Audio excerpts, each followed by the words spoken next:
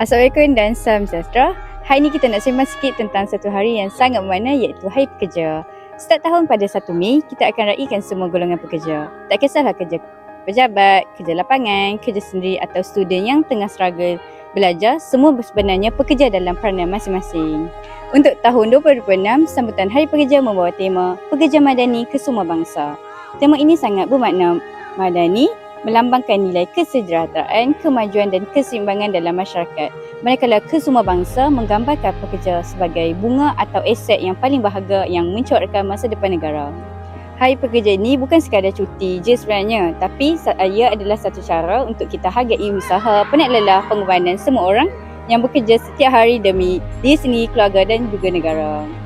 Dalam masa yang sama, hari ini juga ingatkan kita supaya kerja dengan penuh tanggungjawab, jujur, ikhlas, selain dengan semangat pekerja madani. Kita bukan sahaja bekerja untuk diri sendiri, tapi juga menyumbang kepada masyarakat yang lebih baik. Apapun, buatlah sebaik mungkin sebab setiap usaha ada nilainya.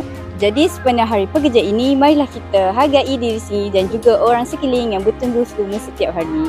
Akhir kata, kami dari Universiti Sultan Azlan Shah khususnya Kelab Tahap AU ingin mengucapkan selamat Hari Pekerja kepada semua. Teruskan usaha, jangan putus asa.